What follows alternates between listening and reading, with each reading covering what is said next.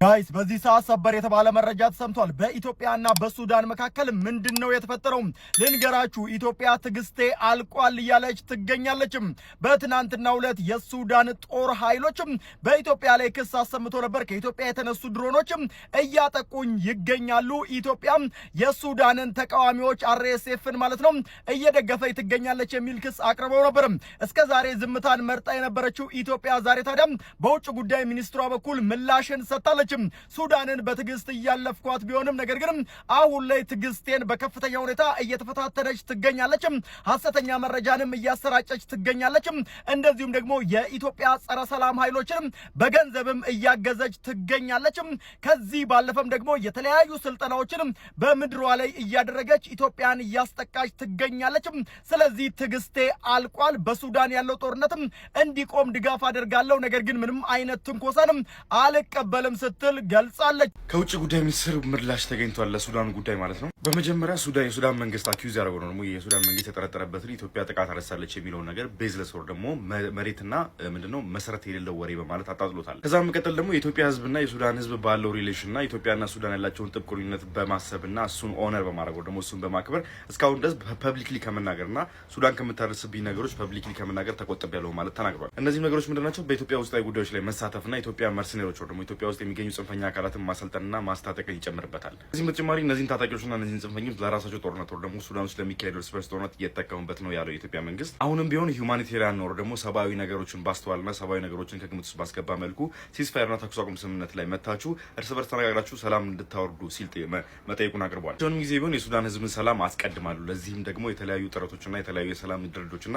የሰላም ጉዳዮች ቢኖሩ ኢትዮጵያ ደስተኛ ነች፣ ኢትዮጵያ ተቀዳሚ ተሳታፊ ነች በማለትም እዚህ እንትናቸው ላይ አስቀምጠውታል። እዚህ መግለጫ ላይ የዚህ መግለጫ ዋና ጭብጡ ምን መሰላችሁ? እስካሁን ድረስ የደረሰው ጥቃት ወር ደግሞ ሱዳኖች ክሌም አድርገውት የነበረው ኢትዮጵያን አጥቅተውኛል፣ ከኢትዮጵያ የተነሳ ድሮን ጥቃት ይፈጸም ብያሉ ነገር ሙሉ በሙሉ ቤዝለስ ነው ደግሞ ሐሰት ነው ማለት የፌዴራል ውጭ ጉዳይ ሚኒስትር ማለት የኢትዮጵያ መንግስት አስተባብሎታል።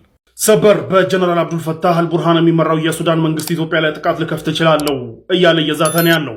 ይህን ደግሞ እያለ ያለው ምንድነው? ከኢትዮጵያ ተነሳ ያሉት ድሮን መሂዶ የሱዳን ምንድነው ካርቱም የሱዳን ዋና ከተማ ካርቱም የሚገኝ ኤርፖርትን ላይ ጥቃት ፈጽሟልና ይህ ድሮን የተነሳው ከኢትዮጵያ ነው ባህር ዳር ከሚባል ቦታ ነው የሚል መረጃ እጃችን ላይ ስለገባ አጸፋውን እንመልሳለን ብሎ ዝቷል። ለዚህም ደግሞ ዛሬ በኢትዮጵያ የሚገኙትን የሱዳን አምባሳደርም ሪኮል አድርጓል፣ መልሶ ጠርቷቸዋል። በዚህ ጉዳይ ኮንሰልት ለማድረግና ለመመካከር ጠርቻቸዋለሁ ብሏል። እንግዲህ የሱዳን መንግስት የአብዱል ፈታህ አልቡርሃን እንደምታውቁት በደንብ የግብጽ ተላላኪ ነው።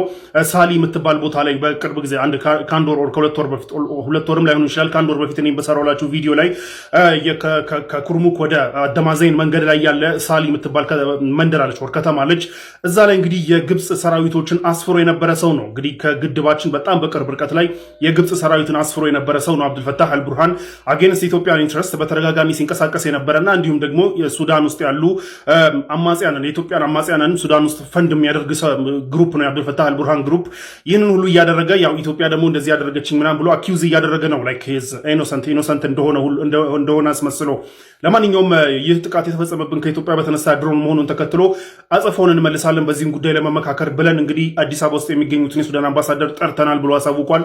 ምን ያደርጋል የሚለውን ግን አይገስ ዊል ሴይ። ደቡብ አፍሪካ ከፍተኛ የሆነ ድንጋጤ ውስጥ ትገኛለች። ቦትስዋና በደቡብ አፍሪካ ላይ የጦርነት ያህል የሚቆጠር ጠንካራ እርምጃን መውሰዷም ተሰምተዋል። የቦትስዋናው አዲሱ ፕሬዝዳንት ዱማ ቦኮ ባስተላለፉት አስቸኳይ ትዕዛዝ አንደኛ ከደቡብ አፍሪካ ጋር የሚያገናኙ ሁሉም ደንበሮች በአፋጣኝ እንዲዘጉ አዘዋል።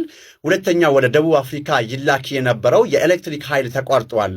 ቀድሞውኑ በጨለማ ለምትታመሰው ደቡብ አፍሪካ ይሄ መርዶ ነው ተብሏል። ሶስተኛው በደቡብ አፍሪካ የሚኖሩ የቦትስዋና ዜጎች በሙሉ በአፋጣኝ ወደ ሀገራቸው እንዲመለሱም ተጠርቷል። ፕሬዝዳንቱ በንግግራቸው ደቡብ አፍሪካን ኮንነዋል። እኛ በአፓርታይድ ወቅት ጭቆና እንድታሸንፉ ረድተናል፣ ዛሬ ግን ልጆቻችን በእናንተ ምድር ላይ እየታረዱ ነው ሲሉ በዜጎቻቸው ላይ የሚፈጸመውን የጥላቻ ጥቃት ወይንም ዚኖፎቢያን ክፉኛም ኮንነዋል። ይህ እርምጃ በሁለቱ ሀገራት መካከል ያለውን ግንኙነት ወደ ከፋ ደረጃ አውርዶታል። ቦትስዋና የወሰደችው እርምጃ ትክክል ነው ወይስ ይበዛል? እናንተ ምን ትላላችሁ? ኮመንት ላይ ሀሳባችሁን አስሩልኝ። አዲስ ከሆናችሁ ደግሞ ፎሎ ማድረግ እንዳይዘነጋ።